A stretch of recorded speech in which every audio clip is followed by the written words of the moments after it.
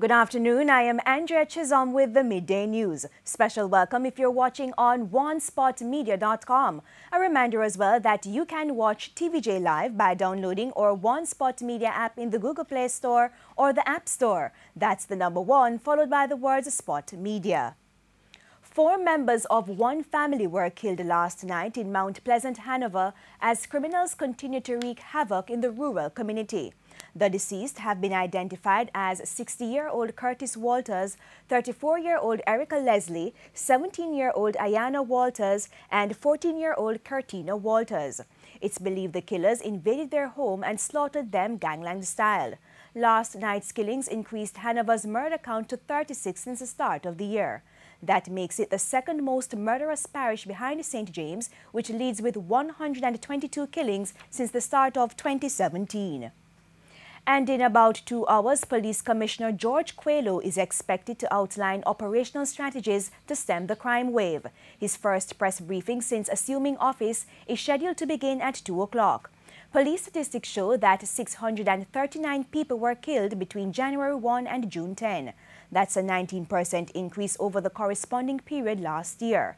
137 persons were murdered last month, the highest figure in May since the 2010 operation by the security forces in West Kingston. Guns were used in nearly 80% of the murders. Meanwhile, National Security Minister Robert Montague says the increase in the country's murder tally is due to conflicts involving members of criminal gangs. He made the disclosure in an interview with our news center last night. According to the National Security Minister, strategies are being developed to bring gang-related killings under control. Mr. Montague is therefore appealing for calm.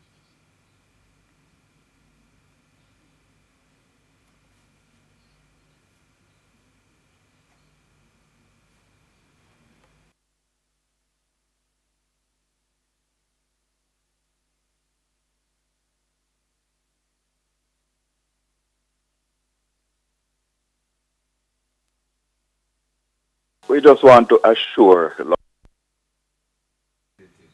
And we do apologize for that. Let's move on to this incident involving teachers at Vauxhall High. The Jamaica Teachers Association, JTA, has weighed in on the incident. It has resulted in 4 teachers being charged with assault. It has described the incident as unfortunate.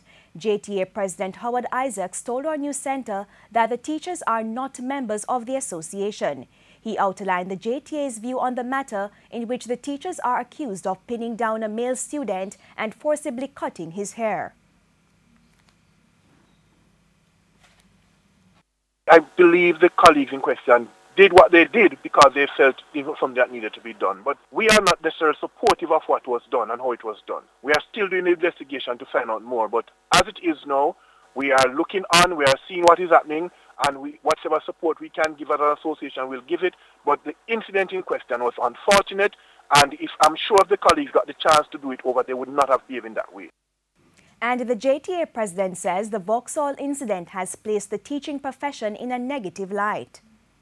Is that whenever these incidents happen, the general public and sometimes even the media gives the impression that the regular teacher is like that. The regular teacher is a professional, and most of us, if not all of us, are trying to be professionals. But the climate within the classroom is a very toxic one. The school system is very toxic.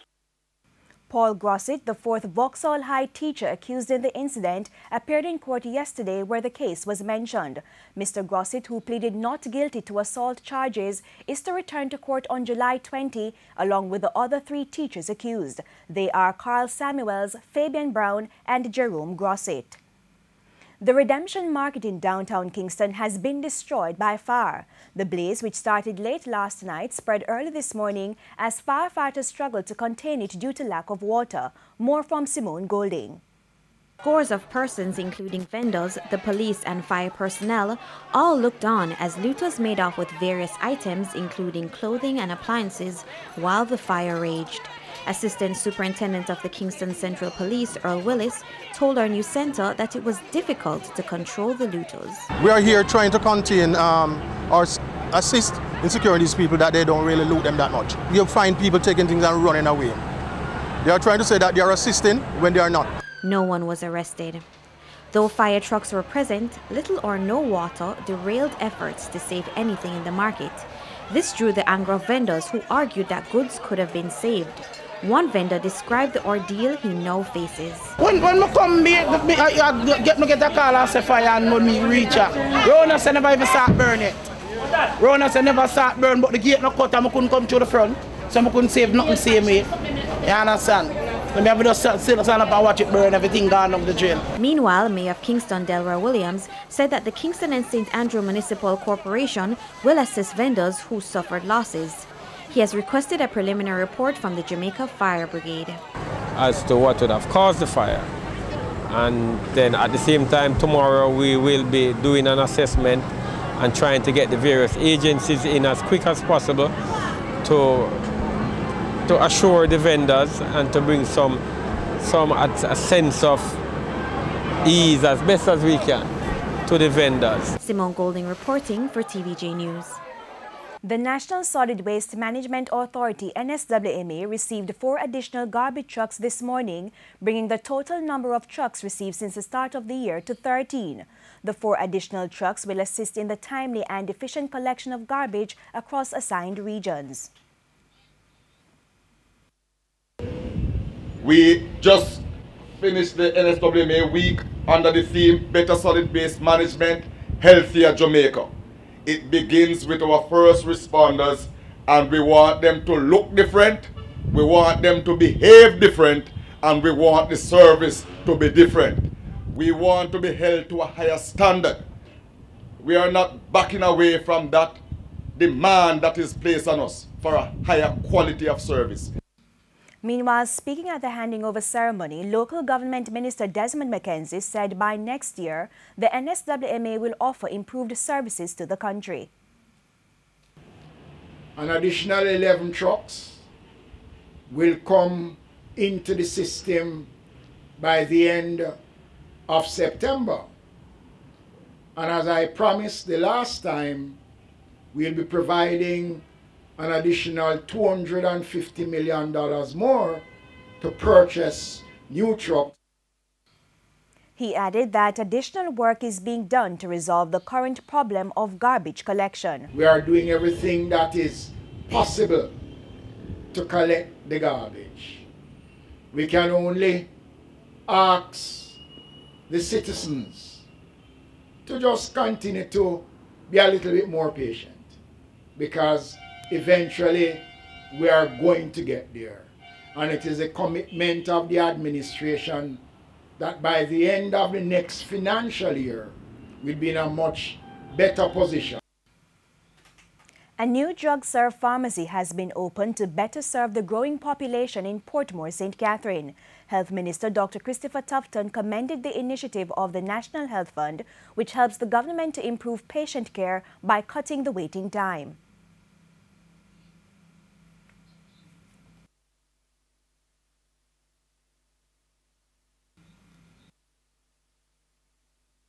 Having same-day card printing. So as of today, you can get your NHF card, your JADEP card right here in 15 minutes. 17 pharmacies in 3 parishes and contracted them to distribute through drug-serve windows established in those pharmacies. Over those last number of months, we have seen over 17,000 prescriptions delivered through that means. What these patients have said is that having gone to the clinic and got my prescription, I go straight to the nearest approved drug-serve private public pharmacy and I get my prescription filled without waiting. And the health minister says the upgrade of public hospitals will address bed shortage issues that continue to impact medical facilities. TVJ's Krista Campbell has the details. The long-standing problem of bed shortage is a major hurdle the government must cross if it is to complete its race to improve patient care in public health facilities. At the recent opening of a new drug-serve pharmacy in Greater Portmore, St. Catherine, Health Minister Dr. Christopher Tufton gave insight into the issue through reference to a World Bank study. At a 2.7 million, 2.8 million population, Jamaica requires, based on a ratio of population to hospital beds, just over 7,000 beds. to adequately serve the population. Currently, as a country, we have approximately just over 4,000. He says the study also points to the number of beds that should be in a given space.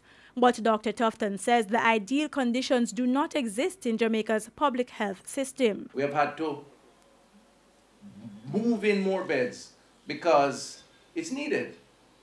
The consequences or the manifestations of that, again, represents waiting. People are waiting in accident and emergency hallways, waiting in chairs to get access.